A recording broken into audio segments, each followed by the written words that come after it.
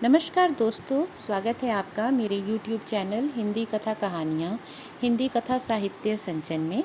और आज मैं आपके लिए मुंशी प्रेमचंद जी की एक और अति प्रसिद्ध कहानी निर्वासन लेकर आई हूँ। निर्वासन। परशुराम, वहीं वहीं दालान में ठहरो। इस पर मर्यादा ने पूछा, क्यों, क्या मुझसे कुछ छूत लग गई है?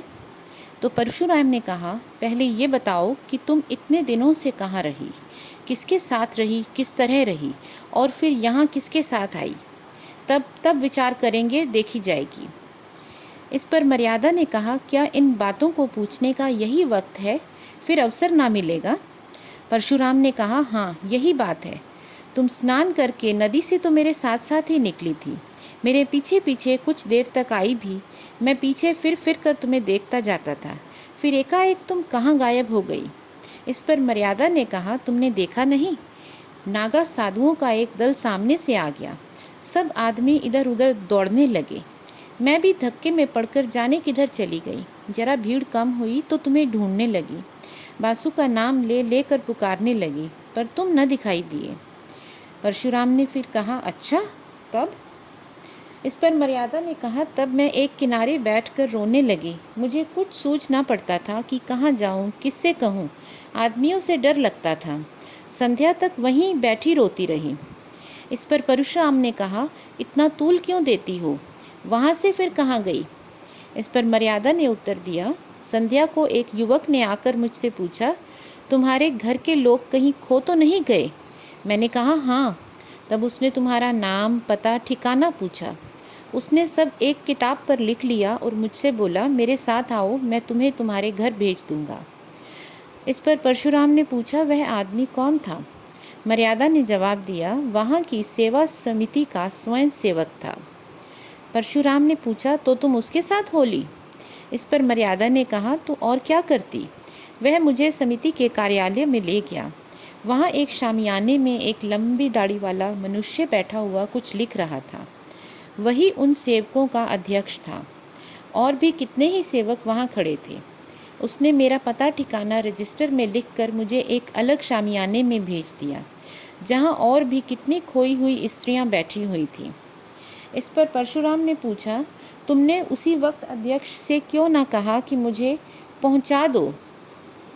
मर्यादा ने कहा, मैंने एक बार नहीं, सैकड़ों बार कहा, पर वह यह कहते रहे, जब तक मेला न ख़त्म हो जाए और सब खोई हुई स्त्रियां एकत्र न हो जाएं, मैं भेजने का प्रबंध नहीं कर सकता। मेरे पास ना इतने आदमी हैं और ना इतना धन। परशुराम ने कहा, धन की तुम्हें क्या कमी थी? कोई एक सोने की चीज़ बेच देती तो काफ़ी रुपए मिल जाते। मर्यादा ने कहा, आदमी भी तो नहीं थे। परशुराम ने फिर कहा, तुमने यह कहा था कि खर्च की चिंता मत कीजिए, मैं अपने गहने बेचकर अदा कर दूंगी। इस पर मर्यादा का जवाब था, सब स्त्रियां कहने लगी, घबराई क्यों जाती हो? यहाँ किस बात का डर है? हम सभी जल्द अपने घर पहुँचना चाहती हैं, मगर क्या करें? तब मैं भी चुप हो गई। इस पर परशुराम ने कहा, और सब स्त्रियां कूड़े में गिर पड़ती तो तुम भी गिर पड़ती? मर्यादा ने कहा, जानती तो थी कि यह लोग धर्म के नाते मेरी रक्षा कर रहे हैं, कोई मेरे नौकर या मजूर नहीं है, फिर आग्रह किस मुँह से करती? यह बात भी है कि बहुत सी स्त्रियों को वहाँ देखकर मुझे कुछ तसल्ली हो गई। परशुराम ने कहा, हाँ, इससे बढ़कर तस्कीन की और क्या बात हो सकती थी? अच्छा, वहाँ के दिन तस्कीन का आनंद उठाती रही, मेला तो दूसरे ही दिन उठ गया होगा। इस पर मर्यादा ने कहा, रात भर मैं स्त्रियों के साथ उसी शामियाने में रही। तो परशुराम ने कहा, अच्छा, तुमने मुझे तार क्यों न दिलवा दिया? मर्यादा ने कहा, मैंने समझा जब यह लोग पहुंचाने की कह ही रहे हैं तो तार क्यों दूं? परशुराम ने फिर कहा, खैर, रात को तुम वहीं रही, युवक बार बार भीतर बाहर आते रहे होंगे। मर्यादा ने कहा, केवल एक बार एक सेवक भोजन के लिए पूछने आया था। जब हम सबों ने खाने से इनकार कर दिया तो वह चला गया, फिर कोई ना आया। मैं रात भर जगती रही। इस पर परशुराम ने कहा, मैं ये कभी ना मानूंगा कि इतने युवक वहाँ थे और कोई अंदर न गया होगा। समिति के युवक आकाश के देवता नहीं होते। खैर, वह दाढ़ी वाला अध्यक्ष तो जरूर ही देखभाल करने आया होगा। मर्यादा ने कहा, हाँ, वह आते थे, पर द्वार से पूछ पूछ कर लौट जाते थे। हाँ, जब एक महिला के पेट में दर्द होने लगा था तो 3-4 बार दवाएं पिलाने आए थे। तो परशुराम ने कहा, निकली ना वही बात। मैं इन धूर्तों की नस नस पहचानता हूँ। विशेषकर तिलक मालाधारी दड़ियलों को मैं गुरु घंटाल ही समझता हूँ। तो वे महाशय कई बार दवाई देने गए। क्यों, तुम्हारे पेट में तो दर्द नहीं होने लगा था? इस पर मर्यादा ने कहा, तुम एक साधु पुरुष पर आक्षेप कर रहे हो। वह बेचारे एक तो मेरे बाप के बराबर थे, दूसरे आंखें नीची किए रहने के सिवाय किसी पर भी वो सीधी निगाह न रखते थे। इस पर परशुराम ने कहा, हाँ, वहाँ तो सब देवता ही देवता जमा थे। खैर, तुम रात भर वहीं रही, फिर दूसरे दिन क्या हुआ? मर्यादा ने कहा, दूसरे दिन भी वहीं रही। एक स्वयं सेवक हम सब स्त्रियों को साथ में लेकर मुख्य मुख्य पवित्र स्थानों के दर्शन कराने गया। दोपहर को लौटकर सबों ने भोजन किया। इस पर परशुराम ने कहा, तो वहाँ खूब सैर सपाटा किया तुमने, कोई कष्ट न होने पाया। भोजन के बाद गाना बजाना भी हुआ होगा। तो मर्यादा ने कहा, गाना बजाना तो नहीं, हाँ, सब अपना अपना दुखड़ा रोती रहीं। शाम तक मेला उठ गया और 2 सेवक हम लोगों को लेकर स्टेशन पर आए। इस पर परशुराम ने कहा, मगर तुम तो आज 7वें दिन आ रही हो और वह भी अकेली। मर्यादा ने जवाब दिया, स्टेशन पर एक दुर्घटना हो गई थी। परशुराम ने कहा, हाँ, यह तो मैं समझ ही रहा था। क्या दुर्घटना हुई? इस पर मर्यादा ने कहा, जब सेवक टिकट लेने जा रहा था तो एक आदमी ने आकर उससे कहा, यहाँ गोपीनाथ की धर्मशाला में एक आदमी ठहरे हुए हैं, उनकी स्त्री खो गई है। कुछ भला सा नाम था, गोरे गोरे लंबे से खूबसूरत आदमी है, लखनऊ मकान है जवाई टोले में। तुम्हारा हुलिया उसने ऐसा ठीक बयान किया कि मुझे उस पर विश्वास आ गया। मैं सामने आकर बोली, तुम बाबूजी को जानते हो? वह हंसकर बोला, जानता नहीं हूँ तो तुम्हें तलाश क्यों करता फिरता हूँ? तुम्हारा बच्चा रो रो कर हलकान हो रहा है। सब औरतें कहने लगी, चली जाओ, तुम्हारे स्वामी जी घबरा रहे होंगे। स्वयं सेवक ने उससे 2-4 बातें पूछकर मुझे उसके साथ कर दिया। मुझे क्या मालूम था कि मैं किसी नर पिशाच के हाथों पड़ी जाती हूँ। दिल में खुशी थी कि अब बासु को देखूंगी, तुम्हारे दर्शन करूंगी। शायद इसी उत्सुकता ने मुझे असावधान कर दिया। तो तुम उस आदमी के साथ चल दी? वह कौन था? परशुराम ने पूछा। मर्यादा ने कहा, क्या बताऊं कौन था, मैं तो समझती हूँ कोई दलाल था। इस पर परशुराम ने कहा, तुम्हें यह न सूझी कि उससे कहती जाकर बाबूजी को भेज दो? इस पर मर्यादा ने कहा, अदिन आते हैं तो बुद्धि भ्रष्ट हो जाती है। परशुराम ने फिर कहा, कोई आ रहा है। मर्यादा ने कहा, मैं गुसलखाने में छिपी जाती हूँ।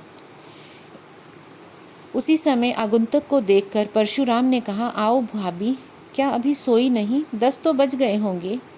भाभी ने कहा, वासुदेव को देखने का जी चाहता था भैया, क्या सो गया? परशुराम ने कहा, हाँ, वह तो अभी अभी रोते रोते सो गया। भाभी ने कहा, कुछ मर्यादा का पता चला? अब पता चले तो भी तुम्हारे किस काम की। घर से निकली स्त्रियां थान से छूटी हुई घोड़ी हैं, जिसका कोई भरोसा नहीं। परशुराम ने कहा, मैं कहाँ उसे लेकर नहाने गया। भाभी बोली, होनहार है भैया, होनहार। अच्छा, तो मैं जाती हूँ। मर्यादा बाहर आकर, होनहार नहीं हूँ, तुम्हारी चाल है। वासुदेव को प्यार करने के बहाने तुम इस घर पर अधिकार जमाना चाहती हो। परशुराम ने कहा, बको मत, वह दलाल तुम्हें कहाँ लेकर गया? मर्यादा ने जवाब दिया, स्वामी, यह न पूछिए, मुझे कहते लज्जा आती है। परशुराम ने कहा, यहाँ आते तो और भी लज्जा आनी चाहिए थी। इस पर मर्यादा ने कहा, मैं परमात्मा को साक्षी देती हूँ, मैंने उसे अपना अंग भी स्पर्श नहीं करने दिया। परशुराम ने फिर पूछा, उसका हुलिया बयान कर सकती हो? मर्यादा ने कहा, सांवला सा छोटे डील डॉल का आदमी था, नीचा कुर्ता पहने हुए था। परशुराम ने कहा, गले में तावीज भी था? मर्यादा ने कहा, हाँ, था तो। इस पर परशुराम ने कहा, वह धर्मशाले का मेहतर था। मैंने उसे तुम्हारे गुम हो जाने की चर्चा की थी, वह उस दुष्ट ने स्वांग रचा होगा। इस पर मर्यादा बोली, मुझे तो वह कोई ब्राह्मण मालूम होता था। परशुराम ने कहा, नहीं, मेहतर था। वह तुम्हें अपने घर ले गया? मर्यादा ने कहा, हाँ, उसने मुझे टांगे पर बैठाया और एक तंग गली में एक छोटे से मकान के अंदर ले जाकर बोला, तुम यहीं बैठो, तुम्हारे बाबूजी यहीं आएंगे।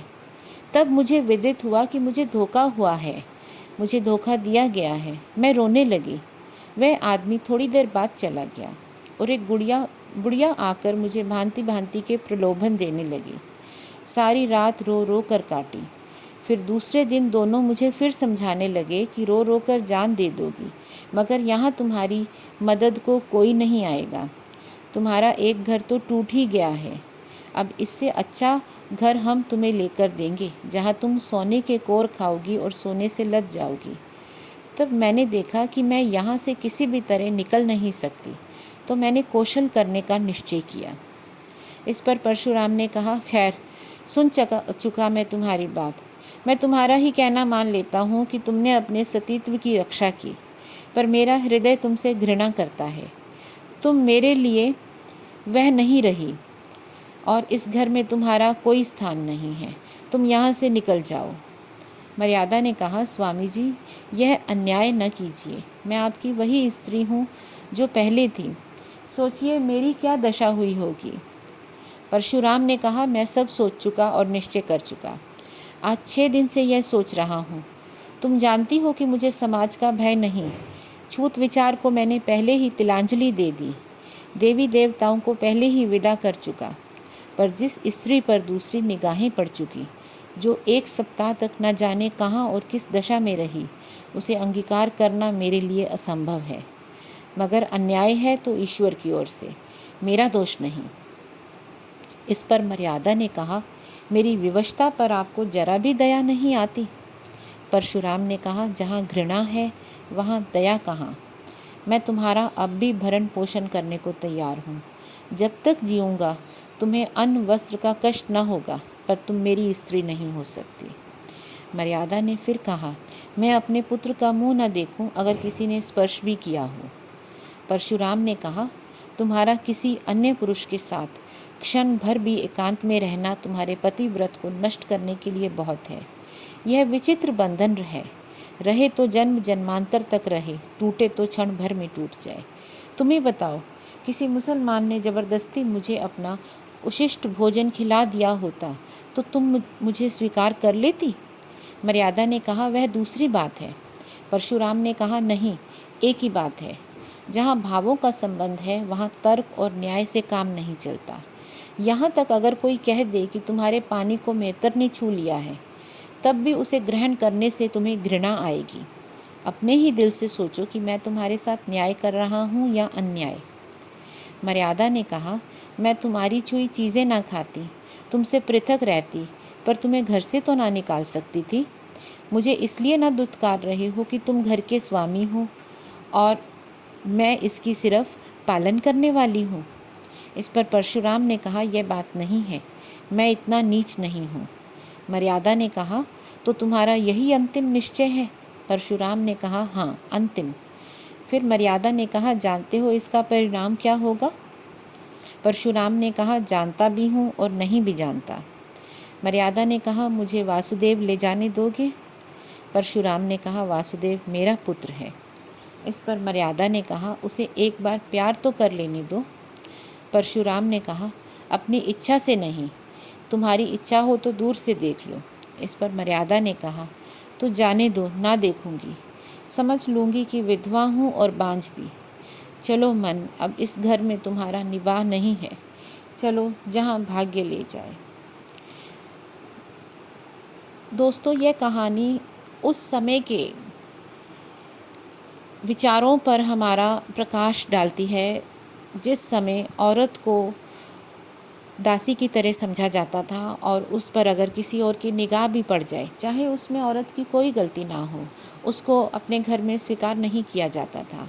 और यही यहाँ पर हुआ है। मर्यादा की पूरी बात सुने बिना और यह जाने बिना कि वो वास्तव में ही पवित्र थी, इस कहानी के नायक परशुराम ने उसको स्वीकार नहीं किया और उसको अपने घर से जाने को कह दिया और वह बेचारी इस घर से चली गई, यह जाने बिना कि आगे उसका क्या होगा।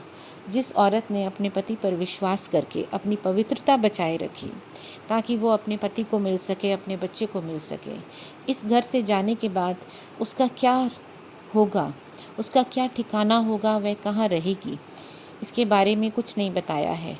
पर शायद माँ गंगा की गोदी में जाने के सिवा इस औरत के पास और कोई आसरा ना होगा। धन्यवाद।